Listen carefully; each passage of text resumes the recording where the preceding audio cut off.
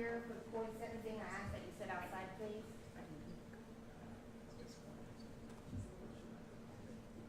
Yeah. It's gonna be a little long. Yeah, just hang out there. Okay? If you're here on any other case, I just ask that you sit outside. I don't know where down this case. You guys want to talk. Figure this out. I mean, let's do it. 3. I'll stay. I got one more right here.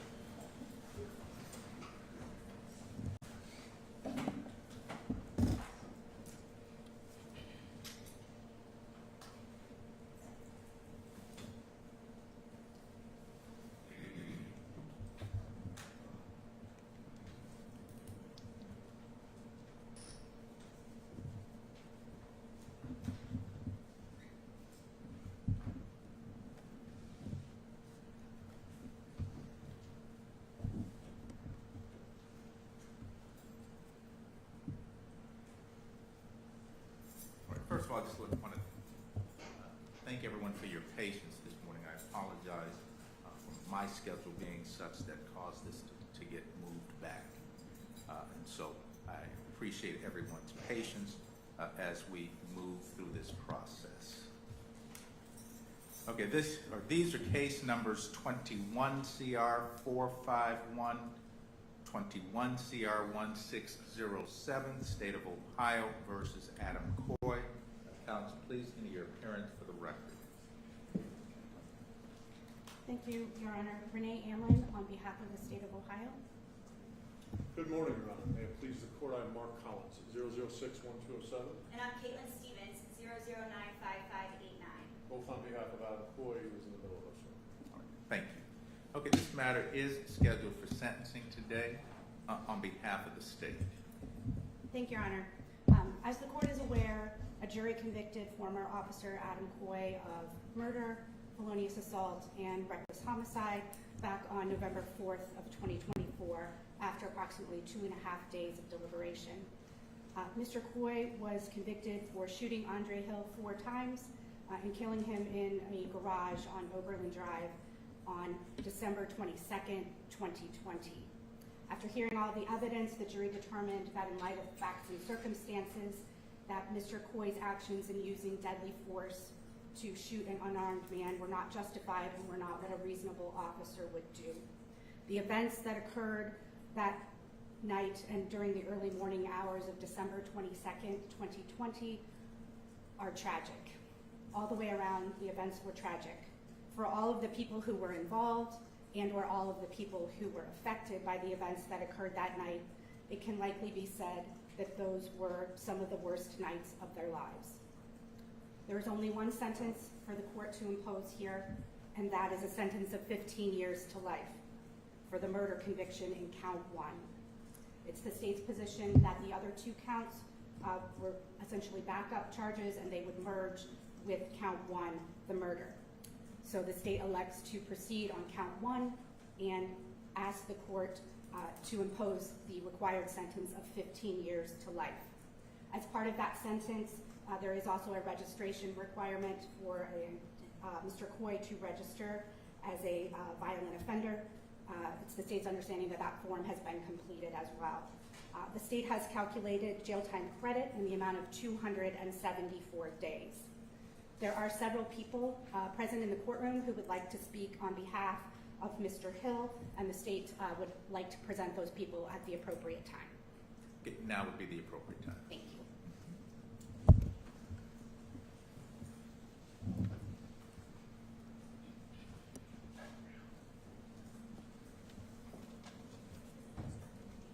If you would please just state your name for the record. Shauna Barnett. Thank you, Ms. Barnett. Okay, so I have 2 statements here. I have my sister's statement and I have mine. She's not here today. Okay. Okay. Just speak into the mic if you could. Yes. Okay. First one's Michelle. I am Michelle, Andre Hill's sister, affectionately known as Baby Sis. My brother Andre was stolen from his family. He leaves behind sisters, brothers, a daughter, 3 grandchildren who affectionately called him Big Daddy, aunts, uncles, nieces, nephews, cousins, and many friends who loved him dearly. My brother was such a friendly man. He never met a stranger. He was a gentle soul who loved his family and friends wholeheartedly. The last time I saw my brother alive was at our sister's wedding. I remember us gathering together prior to the wedding to go over how everything should go. I remember Andre being so happy for this joyous occasion and super proud about how he was able to walk her down the aisle. He had to look his best for our sister. He proudly pulled out his suit that he was going to wear along with all the accessories that was going to go along with it, all the way down to the shoes.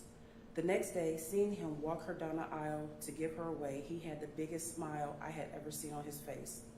He was such a proud brother, and it showed. He didn't stop smiling and laughing the whole day. I still remember the smiles and the emotions he impressed on everyone that day. The next time I saw my brother, he was lying in a coffin at a funeral home with no family, with no life in him. I didn't get to see his twinkling eyes, which were always full of joy and laughter. I couldn't hear him say, "Hey sis," or "Love you sis," which he expressed any time we saw or spoke to one another. On December 22nd, 2020, I would learn that my brother Andre was shot and killed by a Columbus police officer. Later, I would see the video of the shooting happening. The moans that I heard coming from my brother sent me into instant hurt. You see, what I also saw were police officers stepping over my brother as he lay on the cold December ground face down for minutes. I didn't see anyone consoling him. I didn't see anyone rendering any aid to my brother.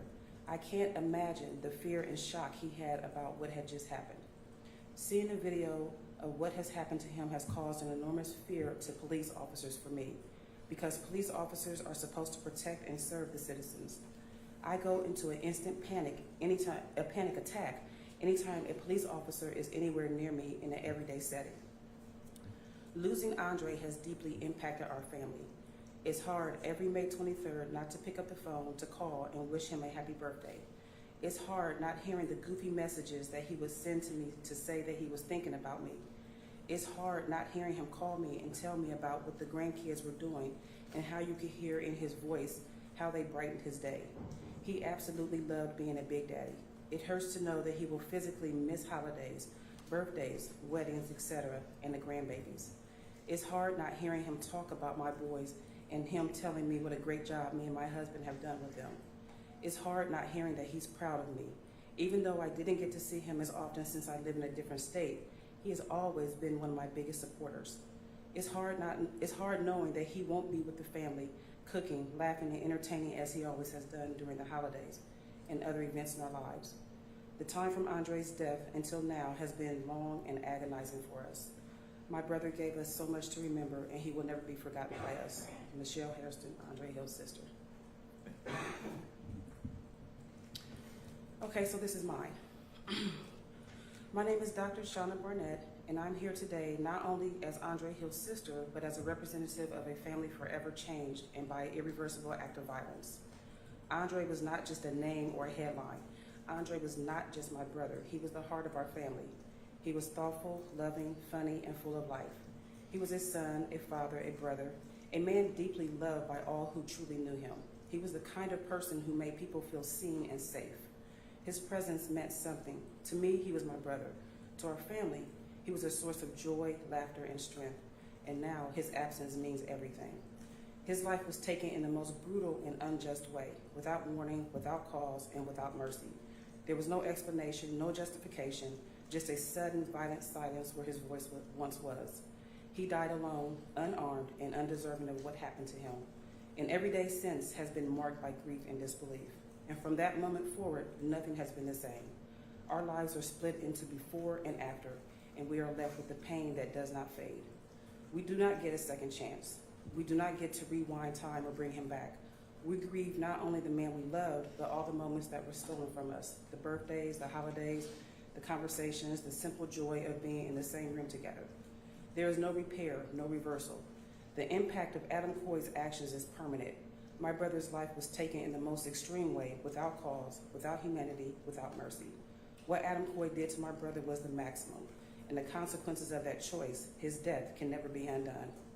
This is why today we're asking for the maximum sentence, because Coy made a decision that delivered the maximum pain, because the weight of what was done deserves the full weight of justice. And just as that cannot be undone, the sentence handed down today should reflect the gravity of what can never be reversed. This is not about vengeance or revenge. It's about accountability, about dignity, about honoring the value of Andre Hill's life and the unimaginable pain left in the wake of his death, and making sure this court sees the full weight of that life that was taken.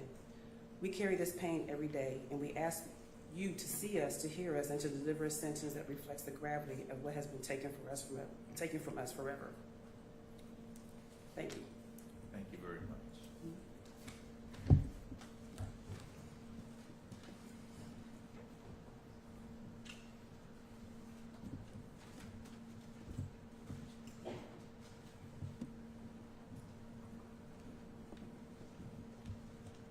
Again, for the record, if you please just state your name. Hi, Your Honor. My name is Michelle Stewart.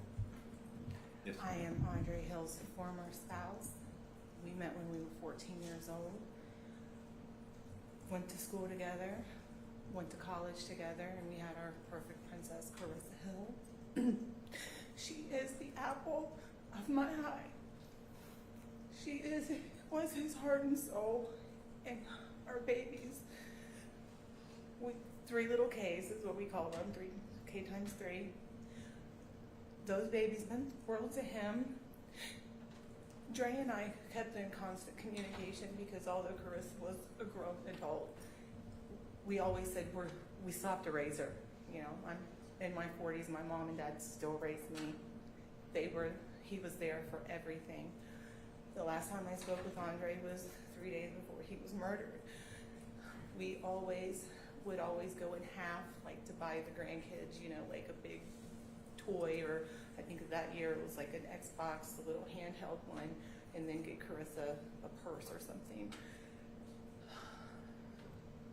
I was able to get 2 of those items. Dre's former boss was able to get the other 2 because Dre wasn't there, because he was murdered that night. Dre was such a caring man. He was a gentle giant. He was a beautiful man. He would literally, we were on our way home one night and there was a gentleman walking down the street and he was going like this. Dre did a circle, took off his coat and gave it to the man out, handed it to him out the window.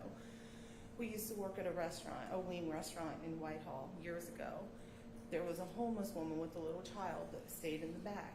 Dre, we'd get 1 meal. Dre would give her that meal. That's just who he was. He would give you anything. And he was just gone too soon. And to have to explain to my grandkids, is Big Daddy getting up off the ground, Nana? Why is Big Daddy still laying on the ground after he was shot? Now we can finally have a little closure and we can explain to our grandkids, now that they're getting older, what happened. There's been numerous occasions, Your Honor, where I've had to get my daughter up off the floor. She's balled, curled up into a ball of depression and just what happened. She was Daddy's little girl. Nobody can ever replace that.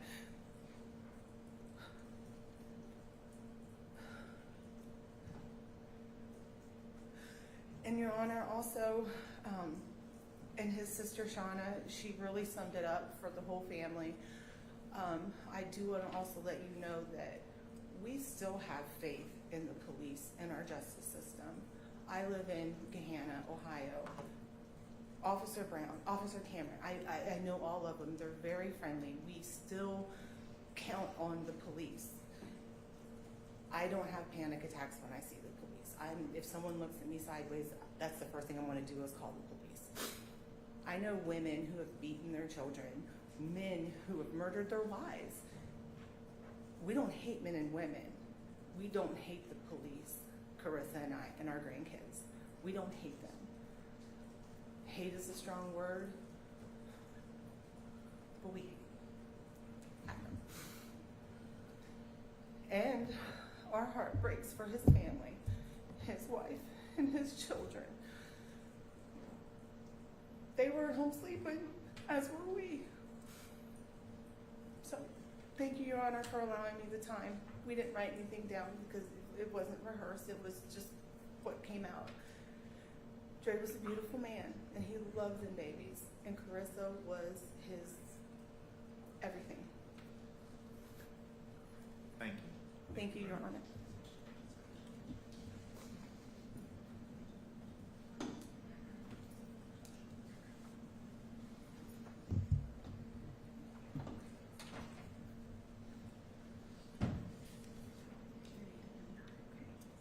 My name's Carissa. I'm Andre Hill's daughter. You think you have something to say? I got 5 years worth of stuff to say. I don't even know where to start. I do have 3 children. Their Big Daddy came home to them every day to explain to them that a police officer took their Big Daddy away, that he's the reason their Big Daddy's not here with us no more. It's the hardest thing to do because those are the people that they tell us to rely on. If something happens, you're supposed to call the police. And that night, someone thought they was doing the right thing and they called the police, and now my dad's not here anymore. Rather this man gets a life sentence, 15 years, 20 years, it will not change the fact or bring him back. these 5 years, he not only took my dad away, but he took me away. I am no longer able to do the things I was able to do with my dad here. I don't feel safe in Ohio. I don't feel safe around Ohio police officers. And it's very hard to explain to my kids how we're able to trust the police, but they're the same persons that took the person that we all loved away. I didn't just call him my father, I called him my Faja, and I was his Daja. And I was his only child, and my kids are his only grandchildren. When you walk out healthy one day and then you just never come back, it's just very hard to explain to the kids, and even to myself, I don't understand half the time what happened. And what's even worse is sometimes they have it on video, so it's a reminder of how he ended his last couple minutes here on this earth and how he was alone on the cold floor. I just wanted to be there for him. I didn't even know till the next morning. The news channel found out before me. I actually was calling my phone and was asking, where's my dad? And I didn't even know where my dad was. I was calling every hospital in Columbus trying to figure out what happened to my dad.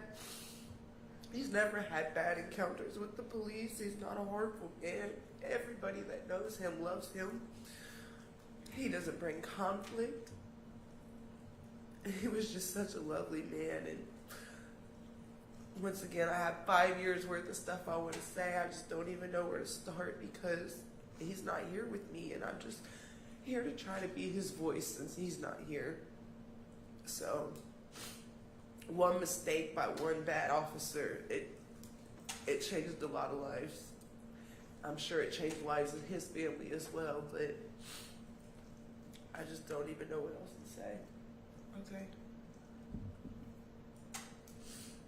I do thank you for hearing us and for bringing justice. I was very scared that that would even happen, since that rarely happens in these type of cases with officers.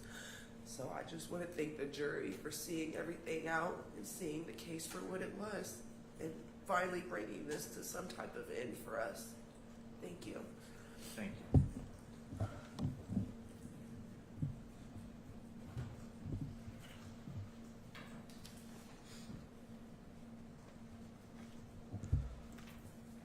Anything else on behalf of the state?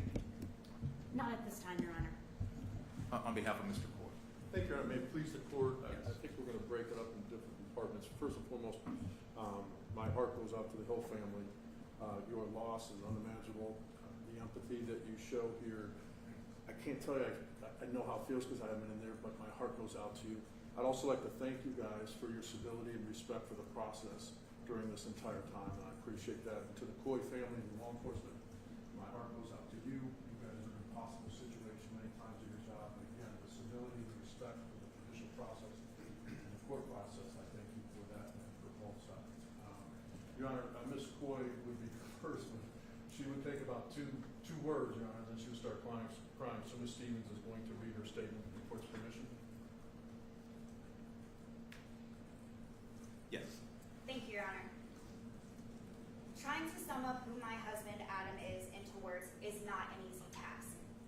Duty, service, honor, integrity, truth, and justice are the words that most easily describe Adam, both personally and professionally. Adam served in the U.S. Army when he joined the early entry program at 17 years old and left 2 days after he and I graduated from the same high school in 1995. He's a decorated veteran, receiving multiple awards and commendations, and worked his way up to a sergeant as well as training officer during his time serving our country. In 2000, Adam came home from the Army and started working at the Delaware County Jail while going through all the phases of the lengthy application process for the Columbus Police Department. During his 19 and a half years on the force, he received many compliments, medals, and awards, and that is who my husband is. Adam and I got married in 2002 and have 3 wonderful sons who are in the courtroom today.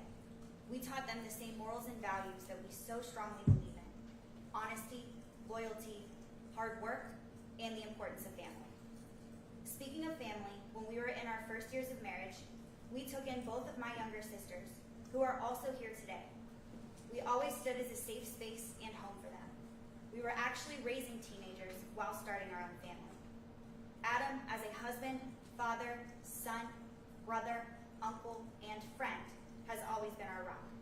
He's the person people come to for help, giving advice and guidance, as well as being the person to provide help for anyone at any time. When he was diagnosed with cancer, Adam was determined to fight, even while being wrongly indicted for a crime he didn't commit. And after over 26 rounds of chemo, 2 stem cell transplants, including 2 30-day stays at the James, and full body radiation, he's still continuing to heal and fight to win his battle with cancer and this wrongful conviction. Adam is my soulmate, and we have been together every day for the last 25 years. When I was diagnosed with SLE lupus, an incurable disease that attacks all of your organs, he went to every doctor and every specialist appointment with me. He sat through my monthly IV infusions, and he was always there to help take care of me. Until November 4th, when he was convicted of crimes for which he did not commit. As a police officer's wife, you live your life with the knowledge and pit in your stomach that one day he may not come home. But never in a million years did I think I would lose him to a conviction when he was unfortunate enough to be doing his job on duty. He is the foundation of our family, and without that foundation, I'm very afraid for what our family's future holds. However, through all of this, we as a family, because of the lessons that Adam has taught us all, we know that the jury got it completely wrong, and in this case, we will continue to fight, just like Adam has taught us, and appeal this case to the highest courts to get him what we all believe, and that is truth and justice. Thank you, Your Honor. Thank you. Mr. Coy would like to give a statement at this point, Your Honor, and then I'll make the legal arguments after that. All right, thank you.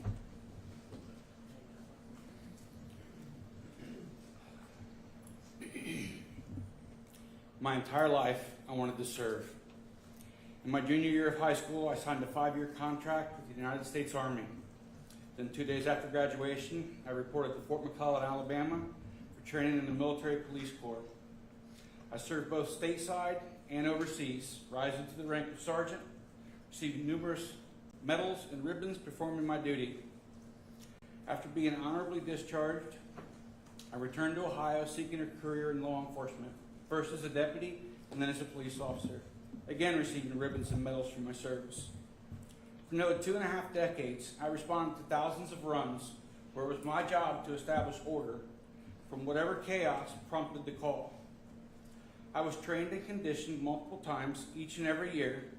I also paid for and attended additional non-mandatory training on my own through the Ohio Peace Officer Training Academy. In those trainings, I was taught to respond to a threat without hesitation, because action beats reaction. On the night in question, I did just that. I saw what I believed was a silver snub-nosed revolver rising up to me. I yelled, "Gun!" "He has a gun," to my partner, so she knew what I saw, as we are trained. And I reacted the same way I had in hundreds of training scenarios. I drew and fired my weapon to stop a threat, to protect myself and my partner. I believe in the law. That is why I dedicated my entire adult life to it. I feel my actions were justified and within the reasonable officer condition and standard as set forth by case law. I disagree with the jury's decision because I believe they did not understand the response a police officer is trained to perform as it relates to the Ohio Revised Code, relative case law, and they were confused by the jury instructions they received and deliberated by. So because of that, I will be appealing the ruling, not just for myself, but for everyone in the law enforcement community, doing a complicated, dangerous, ever-changing job in a world of policing. This decision in this case has far-reaching effects on the police departments of this great nation. With that said, I would like to thank my family for their support with my long battle with cancer that coincided with this process, of which I am still recovering and continued treatment. And additionally, I would like to express my overwhelming gratitude to my friends, brothers and sisters wearing the badge for their continued support and encouragement to stay strong and have faith in our judicial system. This case and my actions have affected both sides of this courtroom. It weighs on me heavily that a family lost a loved one. My heart goes out to them. Thank you all for listening to me today, and your mindful consideration is deeply appreciated. Thank you. May I proceed, Your Honor? You may. Thank you. First, Your Honor, just some procedural aspects. We did have to sign the notice form. With regards to some things that we must put on the record, Your Honor, before the appellate process, I'll just walk through those first. Number one, Your Honor, we would ask that you set aside all the verdicts in this case and grant a Rule 29 motion despite the jury's verdicts. I'll go into the arguments in a little bit. Second, Your Honor, there's 274 days of jail time credit. I believe the government and we agreed to that.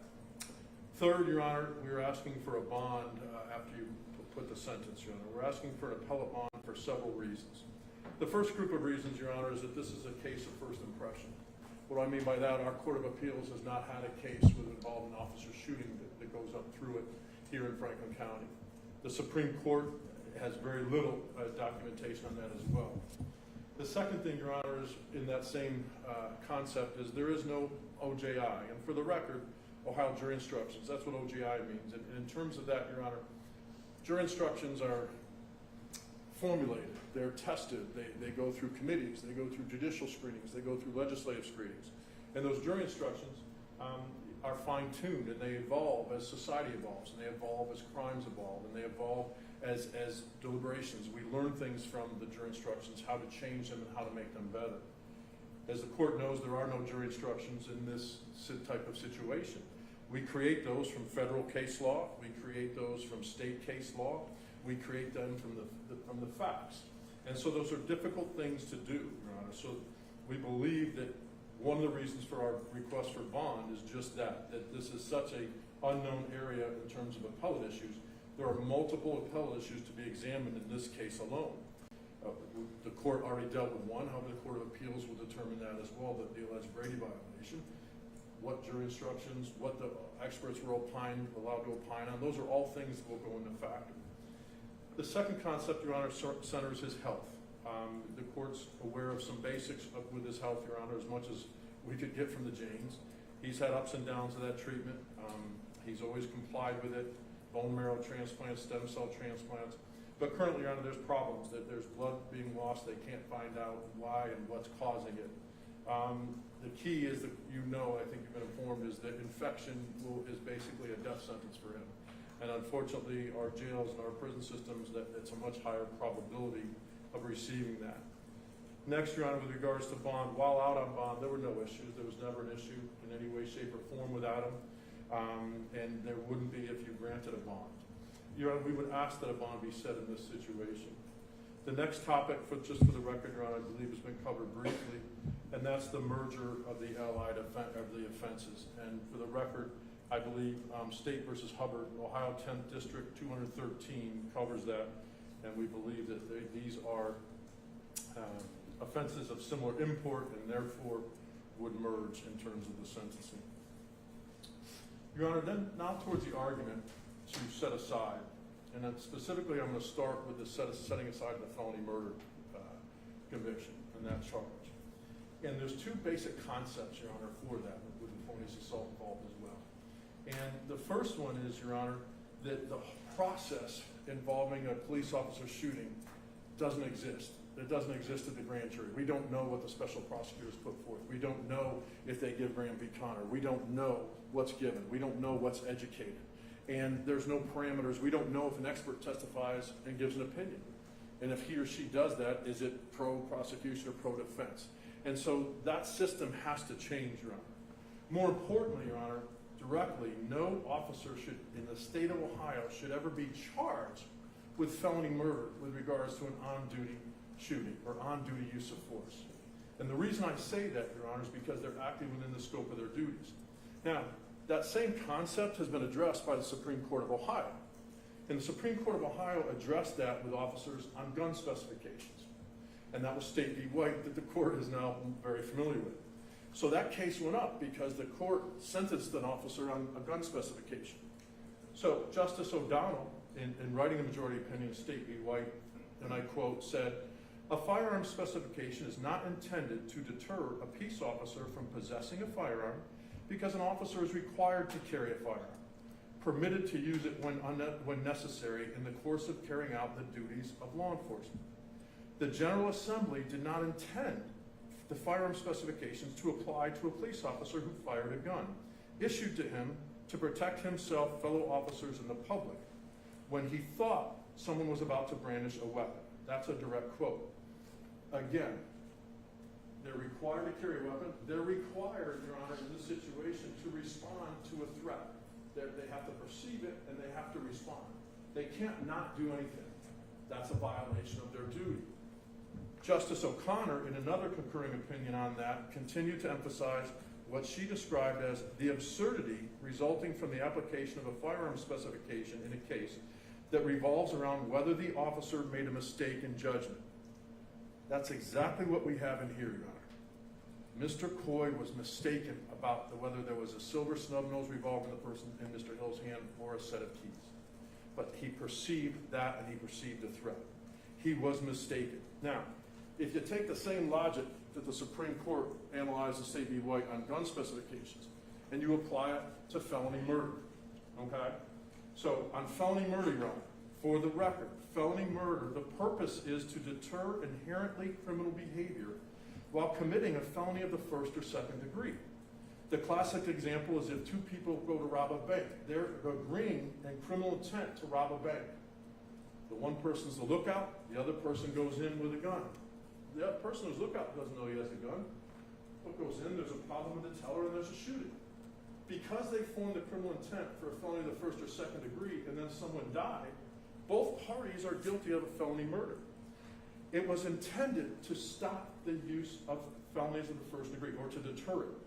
Even if a person went in without a gun and said, "Hey, give me all your money," pretended to have a gun, and the teller had a heart attack, that person's guilty of felony murder because they had a prior belief, a prior intent to commit a bank robbery. And they were doing it, and then someone died during the result. So the criminal intent to commit a crime is of the first and second degree. Now, Ms. Stevens and I have spent a lot of time lately scouring the legislative notes of felony murder.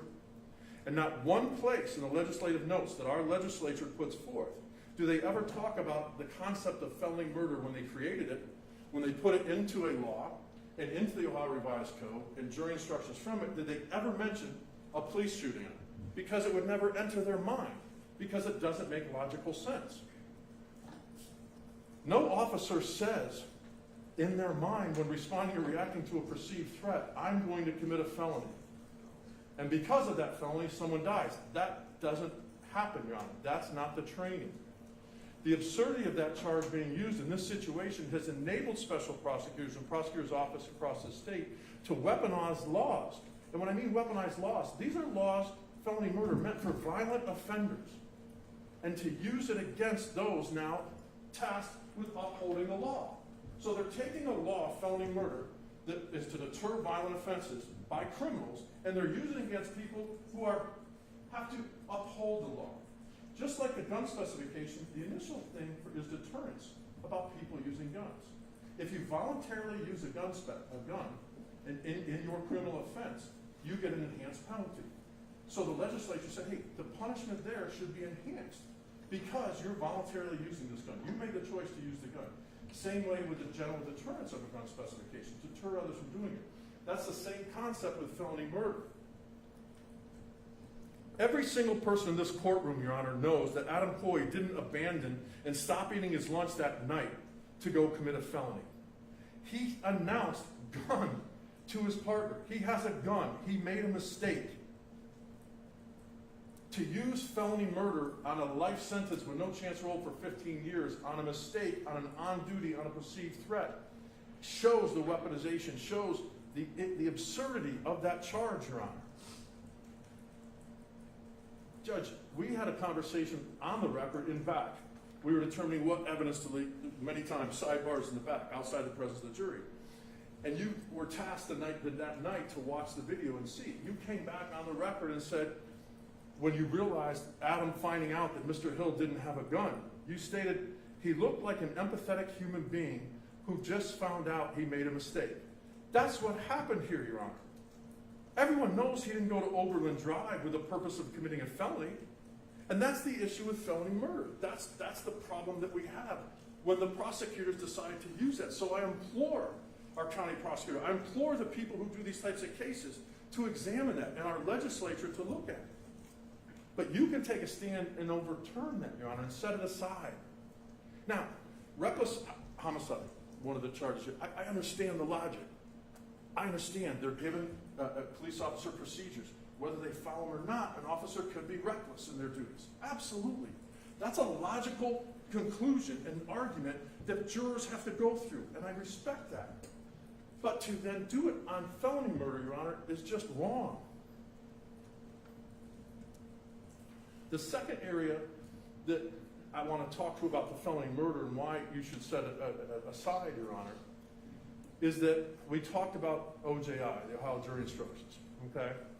And we don't have them, so there's no guidance, there's no testing, there's no improving, there's no not improving. So what we have, Your Honor, is it starts with the federal cases, civil, but the federal system also has a criminal charge just for these types of situations, and it's called a violation of civil rights. And that's evolved over how many years in our judicial system, in our criminal justice system.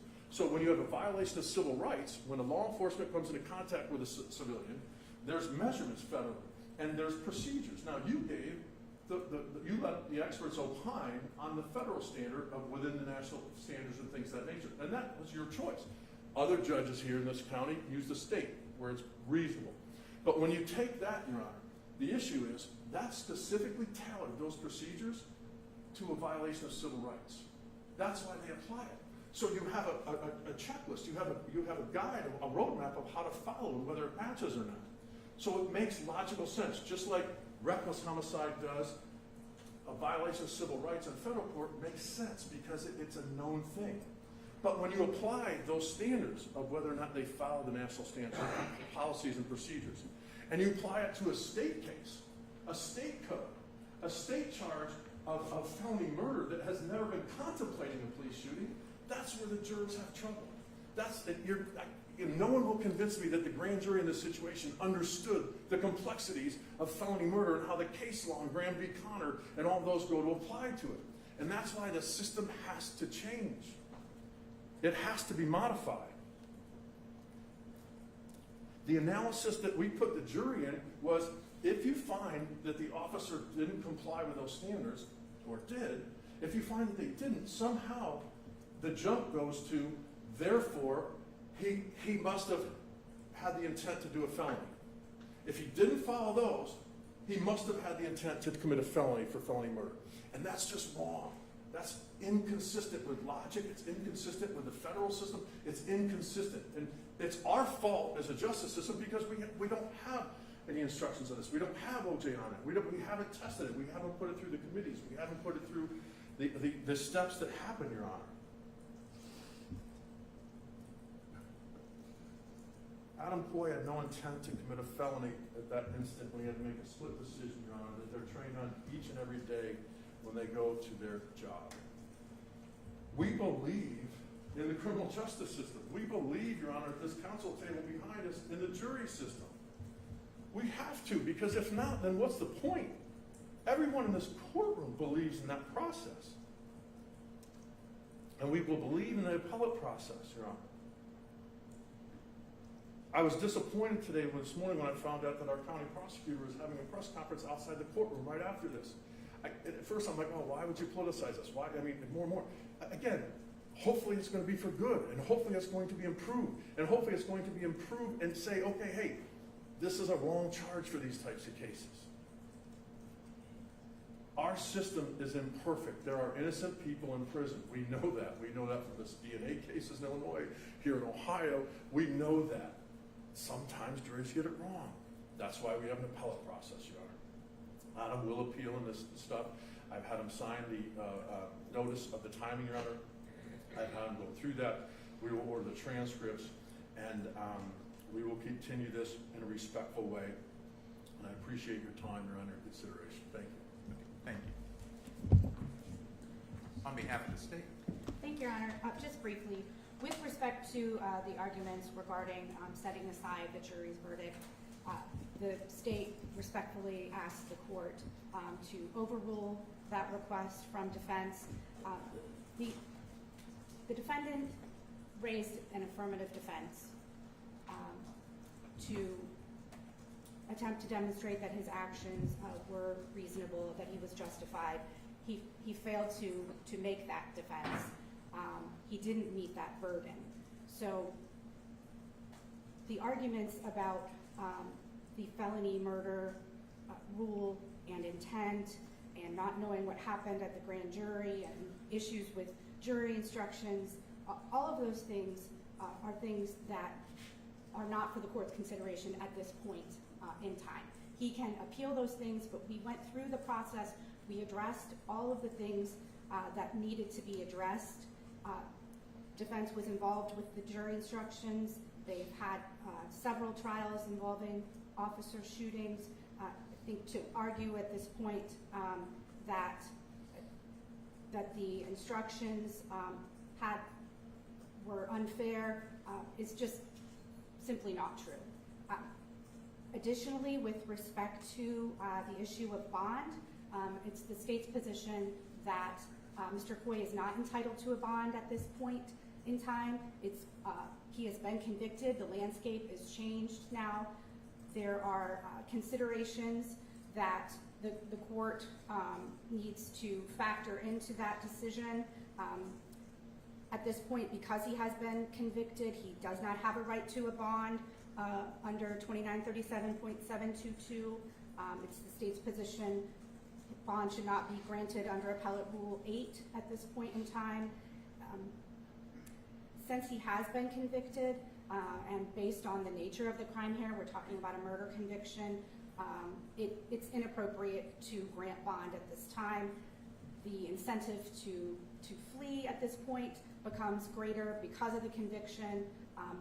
Mr. Coy also, because of his position in the community and access to family, friends, etc., likely would have the financial means that maybe the average citizen may not have in terms of being a flight risk as well. This issue can be raised with the Court of Appeals, and therefore it's the state's position that the request for bond should be overruled, as should the request to readdress felony murder rule. Thank you. Thank you. Any response? No. Okay.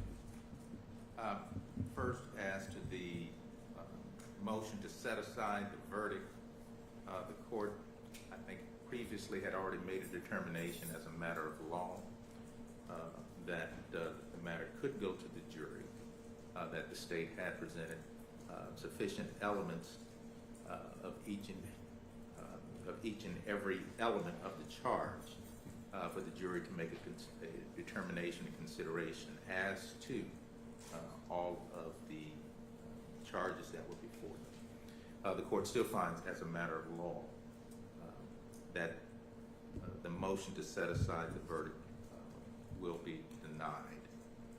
As to the question of bond, at this time the court is not going to grant bond in this matter.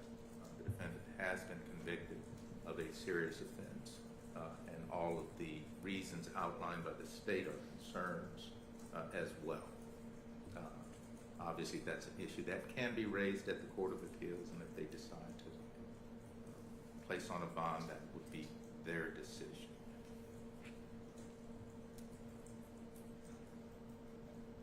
Okay, I think it's already been noted on the record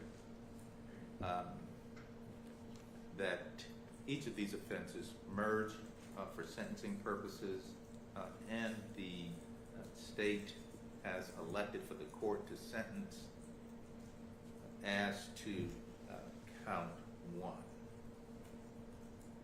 Therefore, the sentence of the court is the following. As to count one, there is a sentence of 15 years to life to be served at the High Department of Rehabilitation and Corrections. Fine and court costs are waived record does reflect 274 days of jail time credit. Because of the fact that Mr. Coy will be going before the parole board after 15 years, post-release control doesn't apply, and he will go before the parole board at the appropriate time. These cases are always very difficult. The court has these types of cases in which individuals on both sides of this sit before the court. First of all, I want to echo what Mr. Collins said. I think everyone has been respectful throughout this process. Trials, by their very nature, as they always start off, are very emotional and difficult for people to have to sit through. The court absolutely understands that and gets that. And sometimes it's too difficult for people to do so. But the court, throughout this entire process, has not needed to admonish anyone about their behavior throughout the process. And so the court appreciates that as well. I think it was said by Ms. Carissa Hill, it really doesn't matter what the court ultimately does today in terms of sentencing. What we try to do is provide whatever anyone defines as justice. What the court does is not going to bring back Mr. Hill. What the court does may not bring closure to the family. What the court does may not bring healing to the family. I don't know that the court system is designed to be able to do all that. What the court has to do is take a look at the information before it and impose a sentence that the court finds is appropriate as prescribed by law. And that's what the court is doing in this case. I think it was also indicated how cases such as these impact both sides. Yes, it's something that all the families are going to have to live with. But yes, Mr. Hill, though, will not be here to have opportunities to spend time with his family. I know that the jurors took this matter very seriously in their deliberations and reached what they consider to be a fair verdict in this case. The court knows, because of the types of cases that the court deals with every day, that the jobs of law enforcement is difficult. I think everyone in the community gets that. Yes, they're difficult jobs that require split-second decisions. And what the community hopes is that we hire individuals and train individuals that when the moment comes to make those split-second decisions, that they make the right decision under the circumstances. And we know that the circumstances change and the circumstances are different. So that's why officers carry such a large amount of responsibility in making the decisions that they have to make. Now, just like the jury, I obviously had an opportunity to review the video as part of the evidence in this case. And I guess the jurors didn't say this, but at least in my reviewing it, assuming they placed some weight on the fact that Mr. Hill did absolutely everything that you asked him to do. You asked him to come out. You asked him to come out with his hands up. And that's exactly what he did. It was not like Mr. Hill was trying to evade. It wasn't like Mr. Hill was running at you. He was doing exactly what you told him to do, which is come out of the garage with your hands up. And so I think that carried a lot of weight when we look at the responsibility that we place on law enforcement to make the very difficult and tough decisions that they have to make each and every day. And it may be troubling to the community. I can't speak for the community. But that when someone complies with everything that the officer asks them to do and still gets shot, that officer, that individual needs to be held responsible for the actions that they took. And I think that's what the jurors did in this case, and that is why the court is imposing the sentence that the court is imposing in this case. All right, Mr. Coy, Mr. Collins did provide me the certificate of defense counsel. This is essentially acknowledging that you know and understand that you do have the right to appeal this decision. And I'm assuming that you've already had discussions at this point in time about counsel. And Mr. Collins, is my understanding the court will not need to appoint counsel, that counsel has been retained. Counsel's already in place and we will go forward. It does not need a court-appointed public. The only thing I know that we'll be applying for is the indigency in terms of transcript, Your Honor. Yep.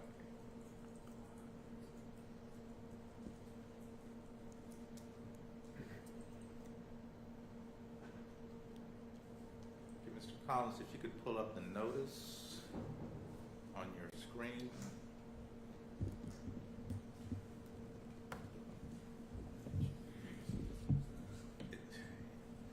Is it up on your screen? Yep, it is, yes. Right. Mr. Coy, you should see on your screen notice of duties to enroll as a violent offender. Do you see that, sir? Yes, Your Honor. And looking down, I see what appears to be a signature here. Is this your signature? Yes, Your Honor. And I'm assuming that Mr. Collins went over with you what these responsibilities will entail once you are returned to the community. He did. Do you have any questions about your obligations and responsibilities to enroll as a violent offender, sir? No, Your Honor, I did not. All right. Are there any other matters that we need to get on the record? Sorry. Oh, that's okay. Yes, Your Honor, I believe the other counts, you need to run them concurrent.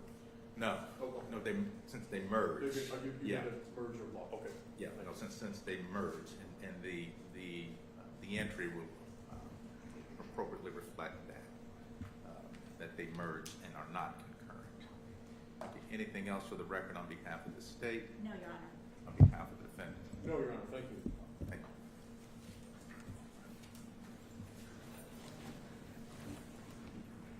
Yeah. Mr. Collins, the prison imposed form have been completed? I didn't think we needed that because of the parole board. You're right. Yeah. Because of the, Right, because since it's not PRC. and like,